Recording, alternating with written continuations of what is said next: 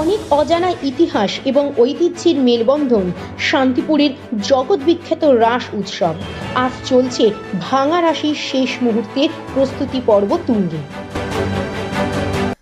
This video is for information and knowledge purpose only.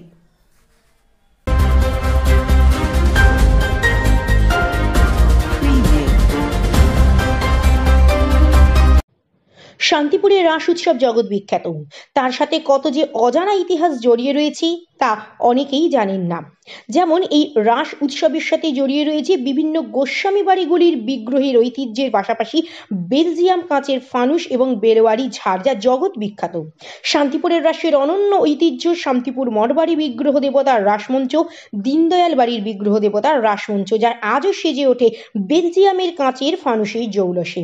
জানা যায় কয়েক শতাব্দী আগে এই ফানুসগুলি আনা হয়েছিল সুদূর বেলজিয়াম থেকে, যা বর্তমানে রাজ্য এবং রাজ্যের প্রায় বিলুপ্ত।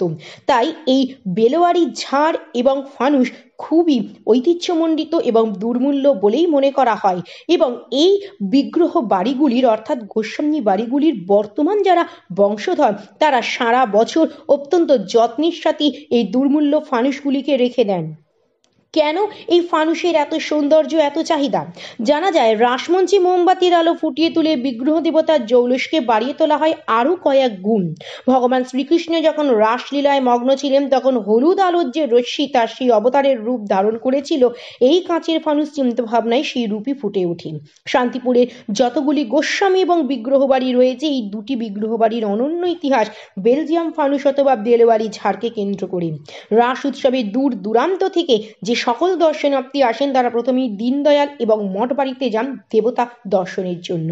কয়েকশো বছরের প্রাচীন এই ঐতিহ্য যেন মন ভরিয়ে দেয় আগত দর্শনার্থীদের।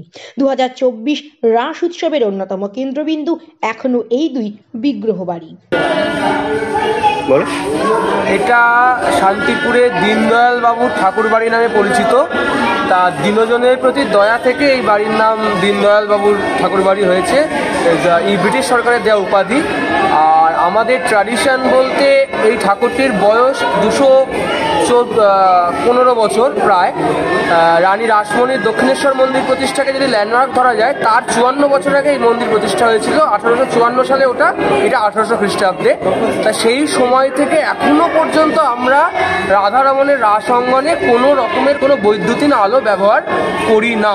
তৎকালীন সময় এটা প্রয়োজনীয় ছিল, কারণ তখন ইলেকট্রিসিটি ছিল না।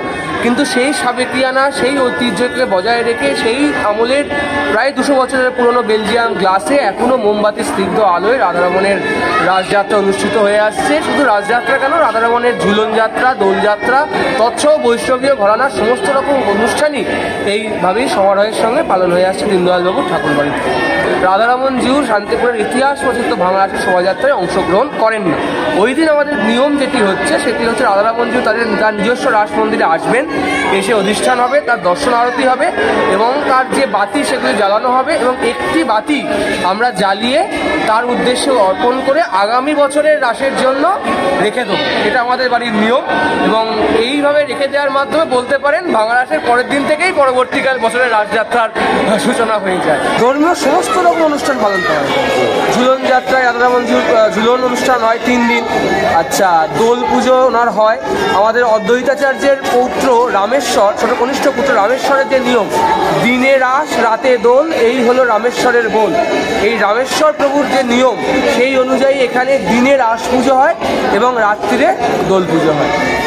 আচ্ছা, এই যে প্রস্তুতি, এগুলো কতদিন আগে থেকে আরম্ভ করেছেন? এবারে আমরা প্রত্যেক বছরই রাধারমণ জিউর যে নিয়ম সেবার মাস, অর্থাৎ দুর্গা পুজোর একাদশী থেকে জগদ্ধাত্রী পুজোর একাদশী, সেই জগদ্ধাত্রী পুজোর একাদশীতে তার নিয়ম সেবার মাস শেষ হলো, ভোরবেলা মঙ্গল আরতি শেষ হলো।